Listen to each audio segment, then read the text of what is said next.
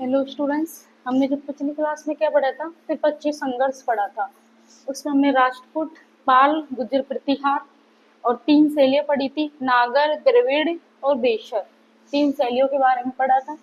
आज जो हम पढ़ेंगे वो गुप्त काल के बारे में पढ़ेंगे। गुप्त काल, लिखो गुप्त काल।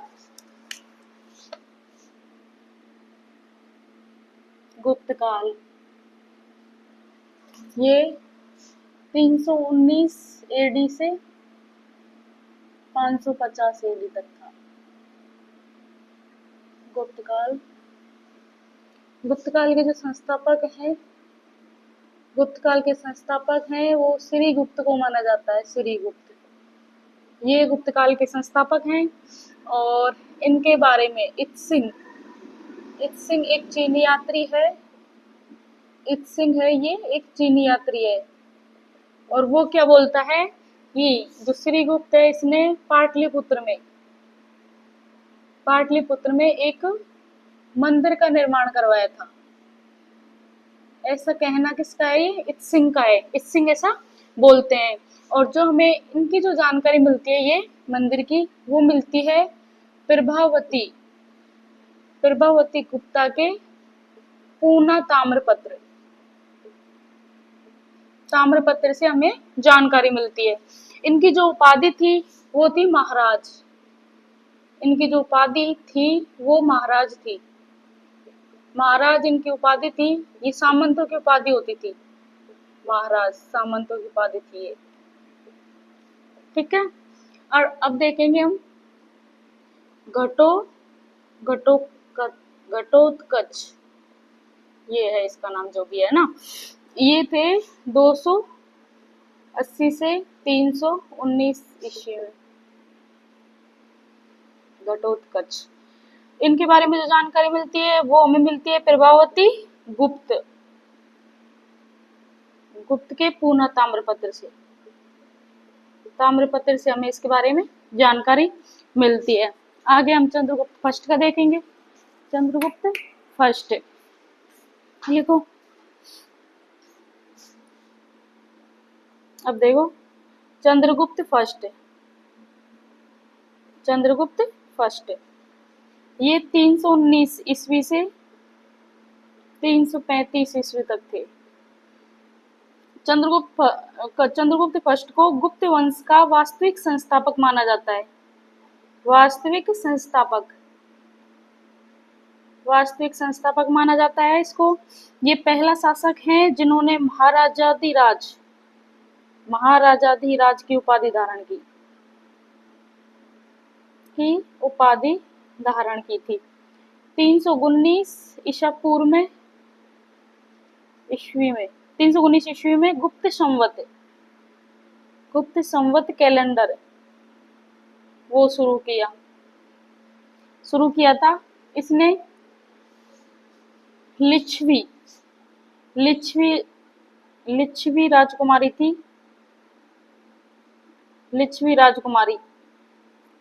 कुमारी देवी, उनसे विवाह किया था और इनके नाम के सिक्के भी चलाए थे। श्री कुमारी देवी नाम के सिक्के चलाए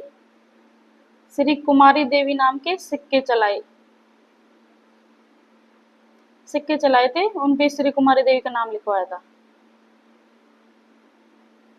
ठीक है। इन्होंने जारी किए थे सिक्के। कौन कौन से सिक्के जारी किए थे? सिक्के एक तो श्री सिक्के थे। श्री सिक्के दूसरे हैं राजा रानी प्रकार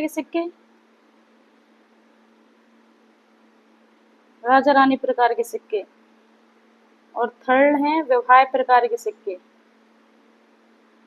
तो ये सिक्के चलाए थे इन्होंने, है ना। फिर समुद्रगुप्त देखेंगे। अब इसमें देखो इम्पोर्टेंट क्या है। एक तो ये पूना ताम्रपत्र किसका है? प्रभावती गुप्त का। इनकी जो उपाधि, ठीक है, जो भी इसमें चंद्रगुप्त फर्स्ट का, ये गुप्त वंश के वास्तविक संस्थापक है। ये इंपॉर्टेंट पॉइंट है। ये उपाधि महाराजाधिराज पहले शासक हैं जिन्होंने ये उपाधि धारण की थी। 319 ईस्वी में गुप्त कैलेंडर शुरू किया था। ये भी इंपॉर्टेंट है।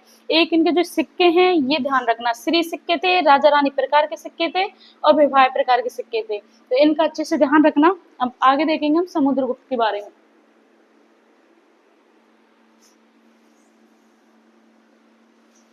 समुद्रगुप्त। समुद्रगुप्त के बारे में तो खूब पढ़ा होगा।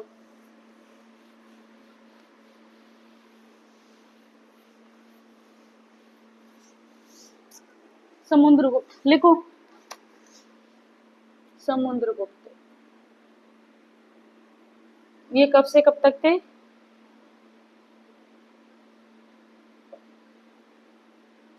ये समुद्रगुप्त, ठीक है।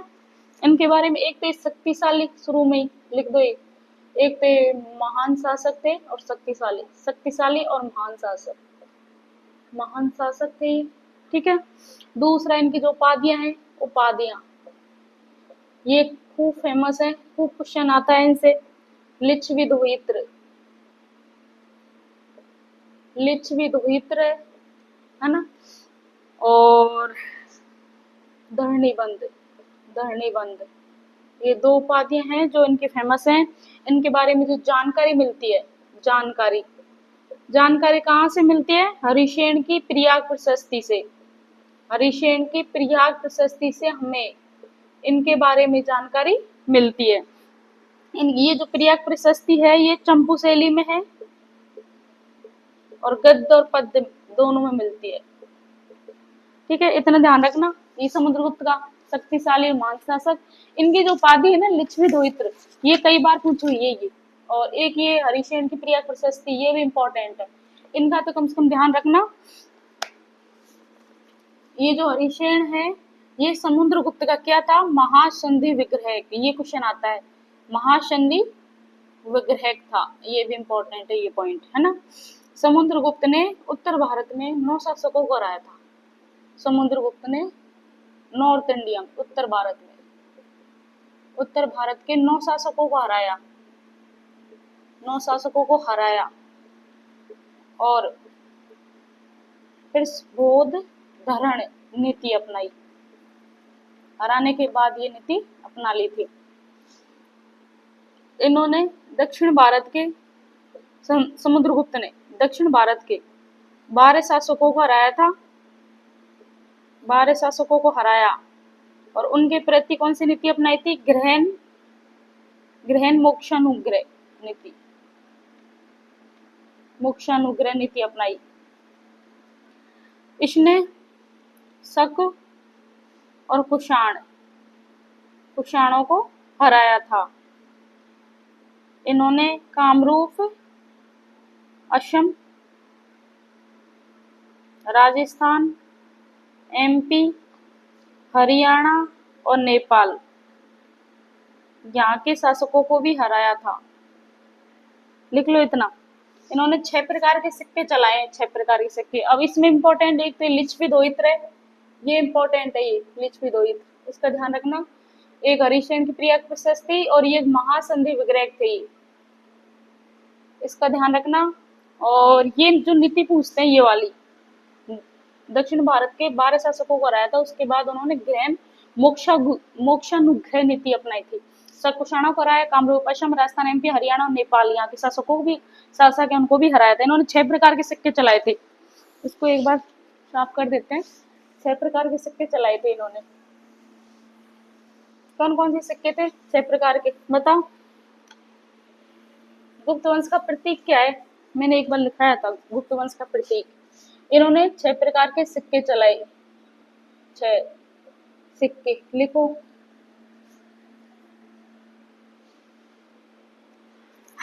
गरुड़, ये गुप्त वंश का प्रतीक भी है, ये गुप्त वंश का प्रतीक गरुड़। दूसरा देखो अश्वमेघ यज्ञ, अश्वमेघ यज्ञ, यज्ञ भी इन्होंने कराया था। वीणा वादन, वीणा वादन, ये इंपॉर्टेंट है। वीणा वादन प्रकार के सिक्के, ये संगीत प्रकार के सिक्के, संगीत प्रकार के सिक्के चलाए इन्होंने। और समुद्रगुप्त है वो शम, वीणा बजाता था, वीणा ये बजाता था। और प्रयाग प्रशस्ति में समुद्रगुप्त को कविराज कहा गया है, कविराज, ये इंपॉर्टेंट पॉइंट है, ये है ना, कविराज कहा गया है।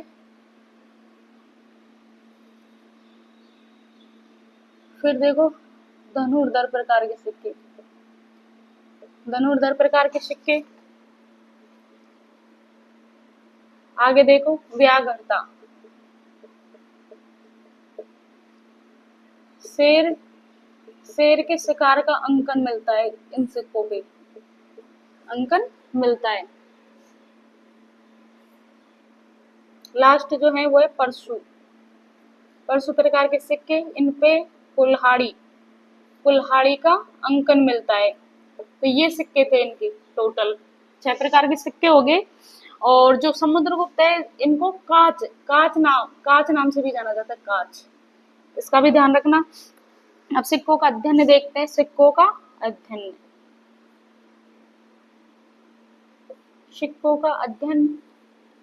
इसमें से देखो इम्पोर्टेंट, वैसे 6 इम्पोर्टेंट है, लेकिन 6 में से भी कुछ इम्पोर्टेंट निकाले तो गरुड़, इसका ध्यान रखना। ये तो जनरली होता ही था, वीणा वादन ये इम्पोर्टेंट है ना, ये तो कम से कम याद रख लेना। सिक्कों का अध्ययन, इतिहासकार है स्मिथ, इतिहासकार स्मिथ है, इन्होंने समुद्रगुप्त को भारत का नेपोलियन कहा है, भारत का नेपोलियन कहा, ये इंपॉर्टेंट पॉइंट है, ये पूछा हुआ है ना। समुद्रगुप्त एक धर्मनिरपेक्ष, धर्मनिरपेक्ष शासक थे, धर्मनिरपेक्ष शासक थे, है ना।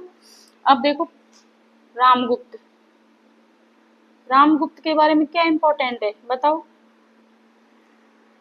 इनकी धर्मपत्नी का नाम है ध्रुव देवी, ध्रुव देवी, ध्रुव देवी, ये इनकी धर्मपत्नी थी।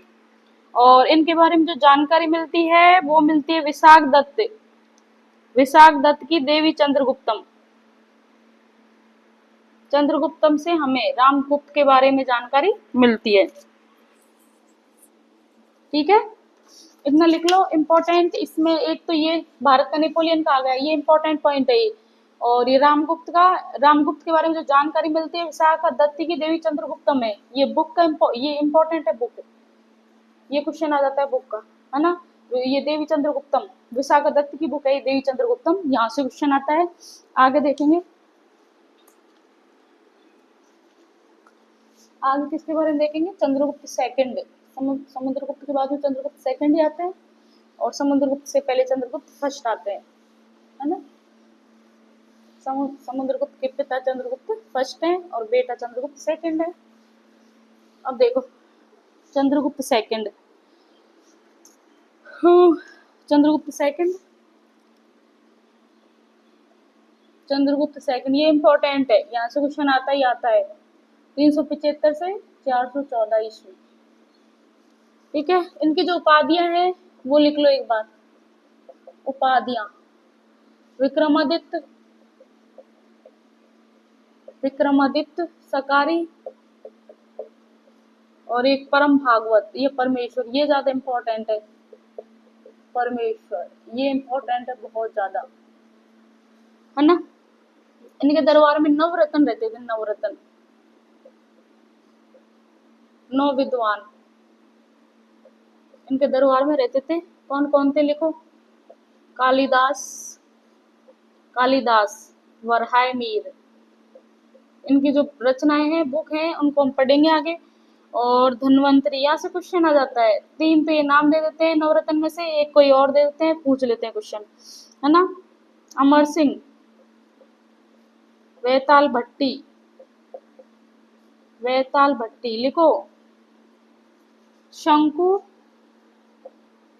घटक पर 8वें छपना के, और 9 नंबर के वरुचि। तो ये इनके 9 दरबारी थे, 9 विद्वान थे दरबार में जो रहते थे वो।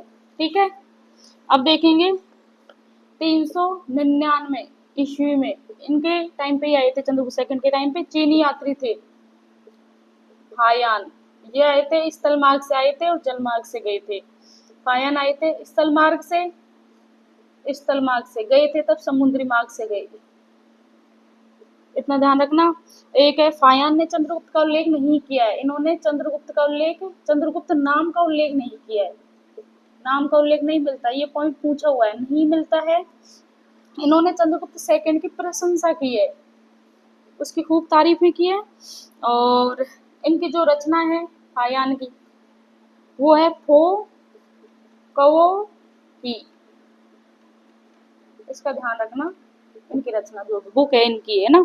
फिर देखो कुमारगुप्त, कुमारगुप्त कुमारगुप्त के बारे में क्या इंपॉर्टेंट है, ये 414 से 54 ईस्वी तक थे। कुमारगुप्त के बारे में इनकी जो उपाधियां हैं, उपाधि सक्रादित्य, सक्रादित्य और महेंद्रादित्य, ये इनकी उपाधि है। और अब ये देखो, इनमें जो एक तो ये विक्रमादित्य उपाधि खूब बार, ये दोनों उपाधि पूछी जाती है और यहाँ से क्वेश्चन आता ही आता है। तो इसमें से कम कालिदास को, वराहमीर को, धन्वंतरी को, इसको, छपणक और वररुचि को, इनको कम से कम याद रख लेना। और ये परमेश्वर, ये उपाधि बहुत इंपॉर्टेंट है, ये एक आधा और स्टार लगा लो। और ये फायान कौन से शासक के टाइम पे आए थे, चंद्रगुप्त सेकंड, ये ध्यान रखना। और ये चंद्रगुप्त नाम का उल्लेख नहीं करते हैं, उनकी प्रशंसा करते हैं, इनकी जो रचना है वो कवो की है, इतना ध्यान रख लेना, ठीक है। कुमारगुप्त तक हो गया है, ले लो स्क्रीनशॉट।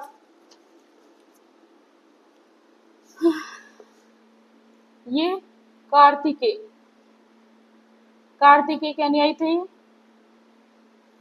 इन्होंने मयूर शैली के सिक्के चलाए, मयूर शैली, दोनों पॉइंट इंपॉर्टेंट है, अभी लिखा है। कार्तिकेय का अनुयायी थे, मयूर शैली के सिक्के चलाए।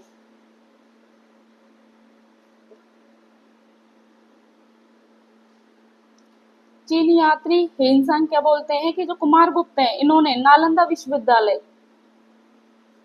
विश्वविद्यालय का निर्माण करवाया है। ऐसे बोलने वाले कौन है, हेनसांग, हेनसांग चीनी यात्री, वो ये बोलते हैं। और ये बहुत इंपॉर्टेंट है, ये कुमारगुप्त ने ही नालंदा विश्वविद्यालय का निर्माण करवाया, ये इंपॉर्टेंट पॉइंट है। इन्होंने अश्वमेध यज्ञ भी करवाया है, अश्वमेध यज्ञ, अश्वमेध यज्ञ है वो भी करवाया था।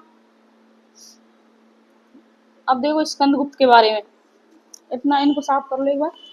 स्कंदगुप्त, ये दोनों इंपॉर्टेंट है, कार्तिकेय अनुयायी था, मयूर शैली के सिक्के चलाए, नालंदा जो विश्वविद्यालय है कुमारगुप्त की है, इतना ध्यान रखना।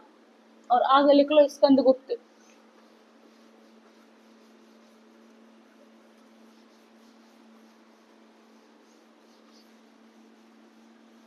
स्कंदगुप्त लिखो।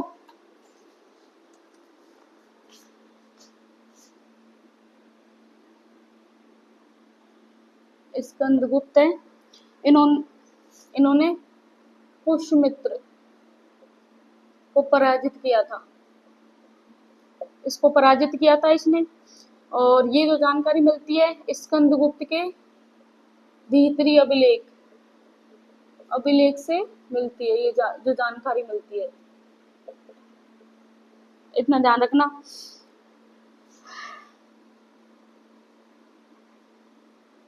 अब जो कुमारगुप्त के दो पॉइंट और है, कुमारगुप्त के, ये तो स्कंदगुप्त के बारे में, कुमारगुप्त के दो पॉइंट है वो लिख लेना। एक तो सर्वाधिक सोने के सिक्के, कुमारगुप्त के टाइम पे चले सर्वाधिक सोने के सिक्के। एक है सर्वाधिक जो अभिलेख है, वो भी इनके टाइम पे ही थे, कुमारगुप्त के टाइम पे। तो ये दोनों इंपॉर्टेंट पॉइंट है। स्कंदगुप्त के भीतरी अभिलेख, ये बहुत इंपॉर्टेंट है, ये बहुत बार पूछा हुआ है। अब देखो सिक्कों के बारे में, सिक्के, सिक्के आरंभिक जो सिक्के मिलते हैं, आरंभिक सिक्के, आरंभिक जो सिक्के मिलते हैं वो आहत, आहत या पंचमार्क सिक्के बोलते थे, सबसे प्राचीनतम सिक्के हैं ये। और ग्रीकों के द्वारा, ग्रीकों ने सोने के लेख युक्त सिक्के, सोने के हैं और लेख युक्त सिक्के हैं, लिखा हुआ भी है उन पे कुछ, है ना। और कुषाण, इन्होंने शुद्ध सोने के सिक्के चलाए, शुद्ध सोने के सिक्के, शुद्ध सोने के सिक्के चलाए। सातवान, ये तो आपको अच्छे से पता ही होगा, शीशे या पोटिन धातु के सिक्के वो सातवानों के मिलते हैं। शकों ने चांदी के सिक्के चलाए, शक, इनको शक ज्यादा रहता था इसलिए इन्होंने चांदी के सिक्के चला दिए। गुप्तों ने सर्वाधिक सोने के सिक्के, सर्वाधिक सोने के सिक्के हैं वो गुप्त काल में चले हैं। तो सिक्कों के बारे में देख लो, फिर स्कंदगुप्त के बारे में और भी बहुत सारे पॉइंट है। ठीक है। इम्पोर्टेंट तो ये तो इम्पोर्टेंट है ना। और सर्वाधिक सोने के सिक्के इम्पोर्टेंट, आरंभिक सिक्के इम्पोर्टेंट है, और कुषाणों का, सातवाहनों का इम्पोर्टेंट है, पूछते हैं गुप्तों के पूछते हैं, इनका तो इनको कम से कम याद रख लेना। अब हम स्कंदगुप्त के बारे में तो डिटेल से पढ़ेंगे। स्कंदगुप्त के बारे में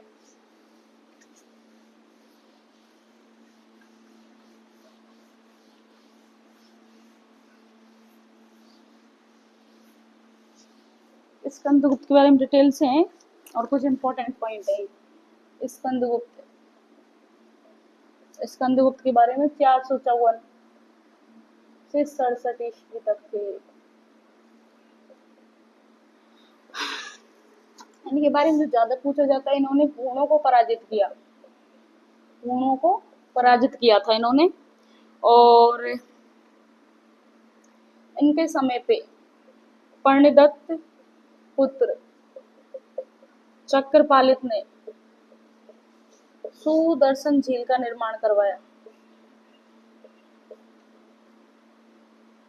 झील का निर्माण करवाया था। और यह सुदर्शन झील है, यहाँ पे विष्णु मंदिर वो भी मिलता है हमें, विष्णु मंदिर के बारे में मिलता है।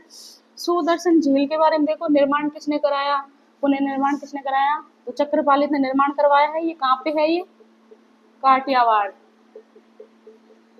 काठियावाड़ गुजरात में है ये। और निर्माण चंद्रगुप्त मौर्य, निर्माण चंद्रगुप्त मौर्य मौर्य। और पुनः निर्माण में, पुनः निर्माण में 3 शासक हुए, अशोक मौर्य, रुद्रदामन और स्कंदगुप्त। स्कंदगुप्त है ना, अशोक, रुद्रदामन और स्कंदगुप्त, इन्होंने तो पुनः निर्माण करवाया, जबकि निर्माण चंद्रगुप्त मौर्य ने करवाया है। ठीक है। इसके अलावा देखो, इसमें जो इम्पोर्टेंट तो यही हो गया, चक्रपालित ने बनाई यही। चंद्रगुप्त मौर्य निर्माण है, पुनः निर्माण है, इसका पूछते हैं। अशोक, रुद्रदामन, स्कंदगुप्त, अशोक, रुद्रदामन, स्कंदगुप्त, इतना ध्यान रखना। अब पढ़ेंगे हूणों के बारे में।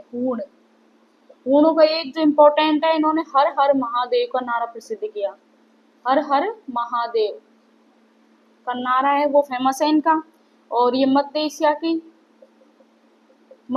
की जंगली या बर्बर जनजाति थी, बर्बर जनजाति थी। मिहिर कुल ने भगवान, ये मिहिर कुल भगवान शिव के अनुयायी थे ये। इन्होंने बारडोली का है कोटा, यहाँ पे शिव मंदिर बनवाया, शिव मंदिर है वो बनवाया था। फिर हम कालिदास के बारे में पढ़ेंगे डिटेल से। एक बार इतना देख लो, स्कंदगुप्त के बारे में देखो। और जो सुदर्शन झील है, इसका क्वेश्चन है वो जनरली आता ही है।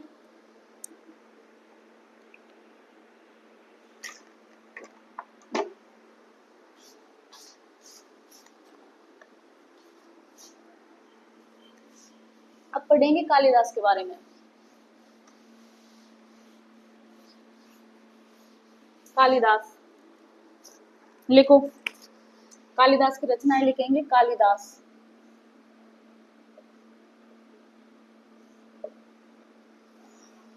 इन्होंने क्या क्या लिखा है, काव्य, अर्ध काव्य, क्वेश्चन पूछा हुआ है डिवाइड करके ऐसे, और नाटक तो एक वो अभिज्ञान शाकुंतलम खूब फेमस है। काव्य में है एक तो रघुवंश, इसमें भगवान राम के वंशजों की कहानी मिलती है। दूसरा है कुमार संभव, इसमें कार्तिकेय इनके बारे में जानकारी मिलती है। अर्ध काव्य में फर्स्ट है मेघदूत, इसमें पति की विरह वेदना का उल्लेख मिलता है।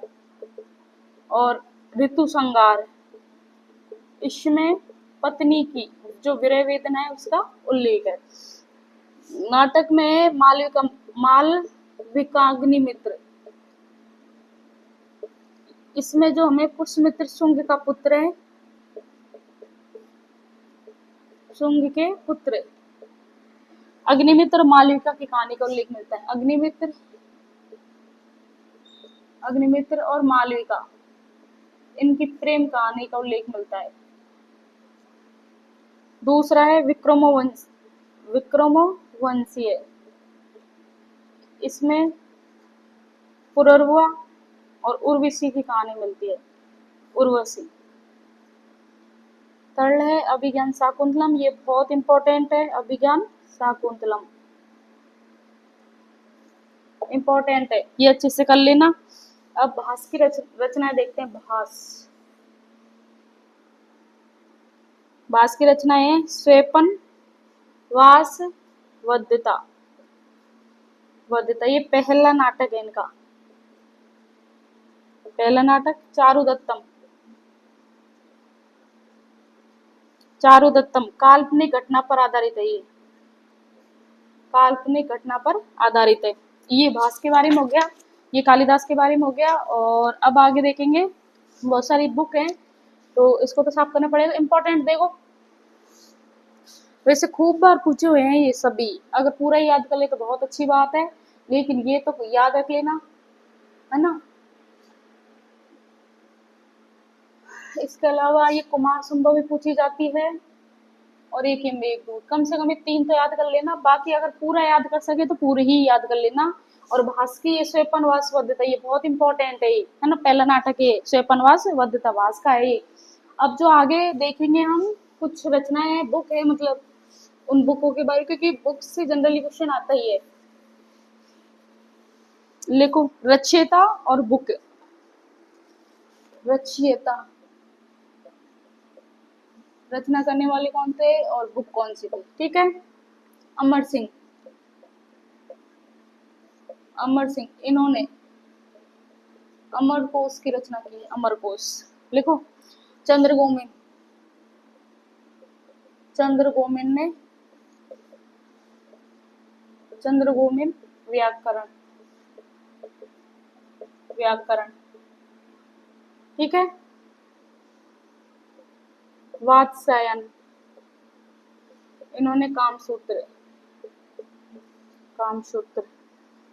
विष्णु शर्मा, की सब जानते हैं, पंचतंत्र, कितनी बार इसका अनुवाद हो गया है, सबसे ज्यादा टाइम इसी का अनुवाद हुआ है। वत्स भट्टी, रावण वध, रावण का वध हुआ था अभी दशहरा पे। माघ, शिशुपाल वध।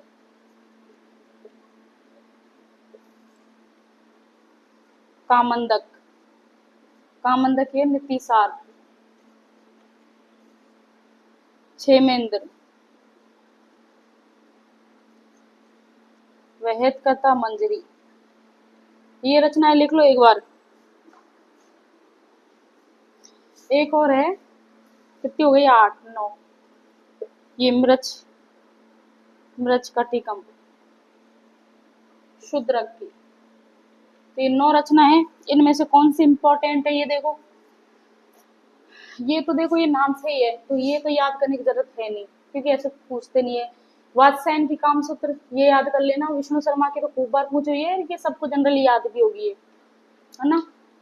कामंदक की नीतिशार, क्षेमेंद्र की वेद कथा मंजरी, और ये शूद्रक की, ये तो याद रख लेना। बाकी ये तो बुक है, बुक तो अगर आप सारी पढ़ोगे तो ज्यादा बेटर है। नाम के तो मत ही करना है, क्योंकि नाम की है उनको तो वैसे भी आप सही कर दोगे अगर क्वेश्चन भी आ जाता है तो। अब देखेंगे गुप्त काल का जो साहित्य है वो देखेंगे,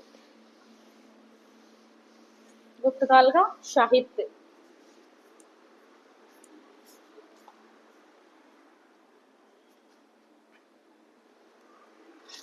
लिखो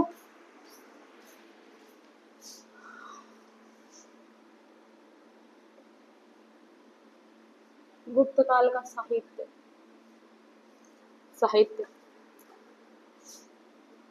शूद्र और जो महिला थी वो प्राकृत बोलते थे, इनको निम्न समझा जाता था, और ये प्राकृत भाषा उसका प्रयोग करते थे, जबकि जो अन्य वर्ण थे वो संस्कृत लैंग्वेज का प्रयोग करते थे, इसको उच्च मानते थे, इसको लो मानते थे, है ना, इतना ध्यान रखना।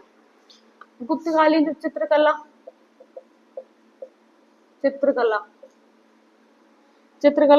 अजंता और बाघ,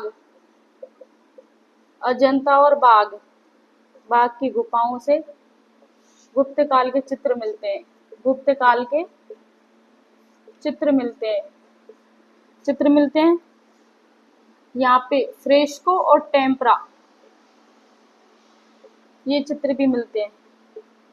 ठीक है। अजंता के जो अजंता गुफाओं के जो चित्र हैं वो महाराष्ट्र से मिलते हैं। इनकी जो खोज की थी मद्रास प्रेसिडेंसी सैनिकों ने। और जो बाघ की गुफाओं के जो चित्र हैं ये कहाँ से मिलते हैं? एमपी से। और इनकी खोज डेंजरफील्ड ने की थी, डेंजरफील्ड ने की थी। इतना ध्यान होना चाहिए आपको। ठीक है, लिख लो एक बार इनको। इसमें इंपॉर्टेंट है ये शूद्र और महिला, ये प्राकृत लैंग्वेज और ये संस्कृत लैंग्वेज। अजंता और बाघ की गुफाओं से गुप्त काल के चित्र मिलते हैं। अजंता के चित्र महाराष्ट्र में, इनकी खोज इन्होंने की, और बाघ के एमपी से डेंजरफील्ड ने इनकी खोज की है। अब देखेंगे अजंता गुफाओं के चित्र।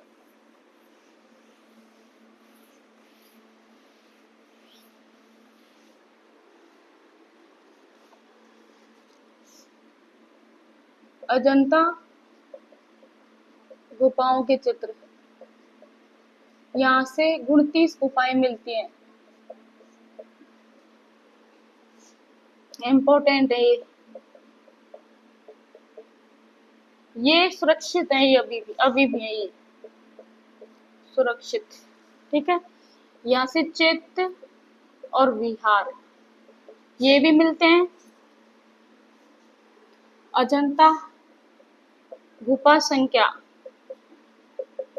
1 और 2 ये उत्तर गुप्तकालीन युग की है।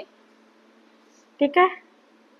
अजंता गुफा संख्या 9-10 ये मौर्योत्तर काल या सातवाहनों के टाइम की है ना। और गुप्तकालीन गुफा जिन्हें माना जाता है, गुप्तकालीन गुफा 16, 17 और 19। ठीक है। गुफा संख्या जो 17 है, गुफा संख्या 17 इसमें माता और शिशु का जो चित्र है वो मिलता है, और इसे चित्रशाला के नाम से भी जाना जाता है, चित्रशाला। बाघ गुफाएं, बाघ से 9 गुफाएं मिलती हैं, और यहाँ से हमें बौद्ध धर्म, बौद्ध, जैन और हिंदू इनके बारे में जानकारी मिलती है। गुफा संख्या 4 इसको बोलते हैं रंगमहल, रंगमहल के नाम से जाना जाता है। मूर्ति कला के बारे में देखें, इंपॉर्टेंट देखो इसमें से, ये गुप्तकालीन है 16, 17, 19। और तो इसमें हाँ ये 17 को चित्रशाला और 4 को रंगमहल, यहाँ से भी आता है क्वेश्चन है ना, यहाँ से तो आता है, पर इसको तो कर लेना। अब मूर्ति कला के बारे में देखेंगे। मूर्ति कला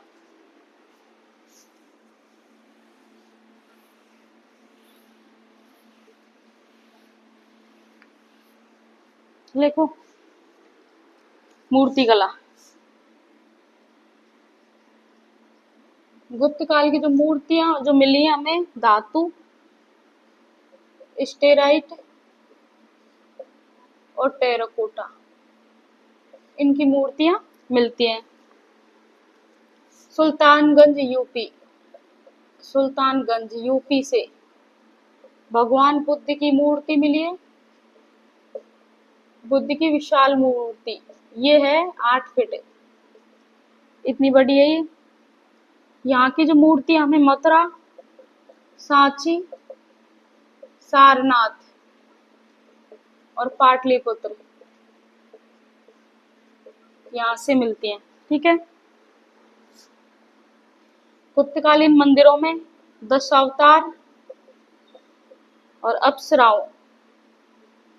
अप्सराओं की मूर्तियां भी मिलती हैं, ये मूर्तियां भी मिलती हैं।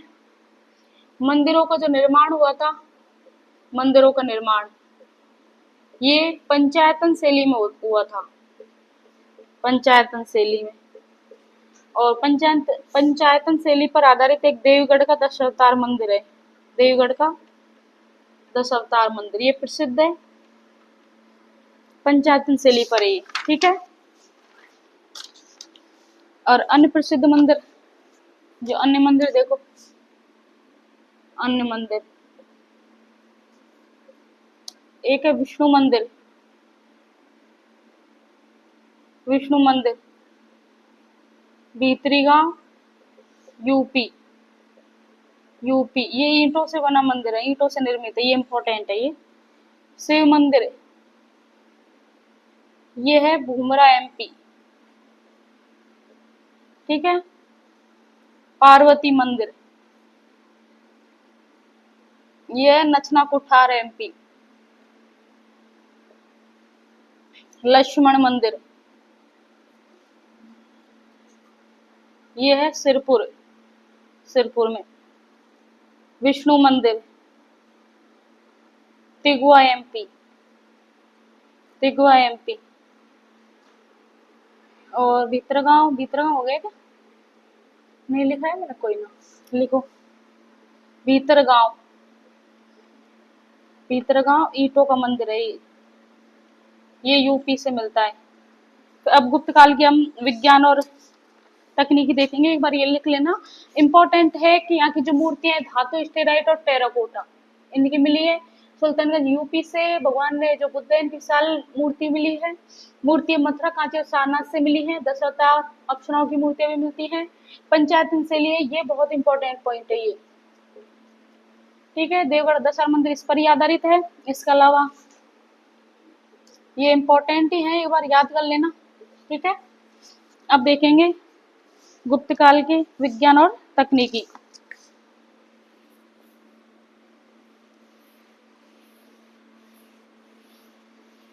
गुप्त काल को विज्ञान और तकनीकी के अकॉर्डिंग स्वर्ण काल बोलते हैं, स्वर्ण काल। गुप्त काल की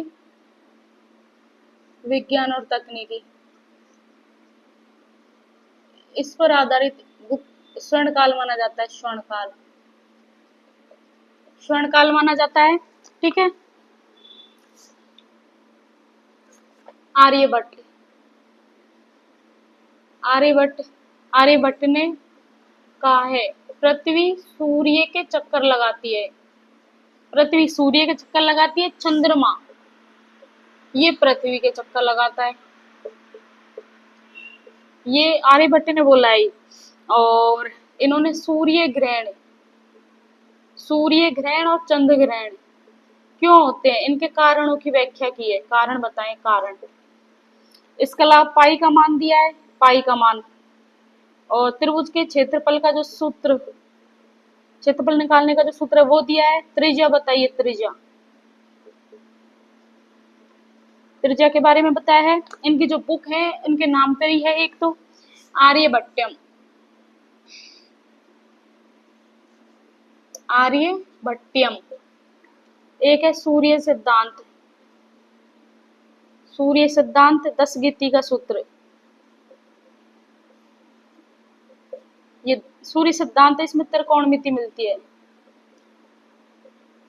ये मिलती है। अब देखो वराहमीर, वराहमीर, इनकी जो रचनाएं हैं पंच सिद्धांतिका, पंच सिद्धांतिका, व्रत संहिता, व्रत संहिता, व्रत जातक और लघु जातक, ये रचनाएं हैं इनकी, है ना। इम्पोर्टेंट है ये, इतना याद रख लेना। और इसमें तो पाई का मान ये जो भी एक बार देख लेना, ये कंप्लीट ही, ये बुक जरूर पूछी जाती है इनकी, सूर्य सिद्धांत है ना। आर्यभट्टम ये तो वैसे भी आप कर ही दोगे, सूर्य सिद्धांत पे याद रख लेना, 10 गीता सूत्र। तो ये इनकी रचनाएं हो गई, वराहमीर की भी रचनाएं हो गई। अब ब्रह्मगुप्त की है, ब्रह्मगुप्त की, ब्रह्मगुप्त, इनकी बुक है ब्रह्म स्फुट सिद्धांत और खंडन खाद्य, खंडन खाद्य। और भास्कराचार्य की है, भास्कराचार्य फर्स्ट की, वहत भास्कर्य और लघु भास्कर्य। अब ये देखो, ये भास्कर्य पीछे भास्कर्य, या तो आप वैसे भी जान जाओगे, तो कर दोगे आप। अब भास्कराचार्य सेकंड के बारे में देखेंगे, एक बार ये देख लो आप, इम्पोर्टेंट, ये तो कर लोगे, ब्रह्मगुप्त की है ब्रह्मस्फुट सिद्धांत कड्डन खाद्य, इनको देख लेना। अब भास्कराचार्य सेकंड के बारे में देखेंगे।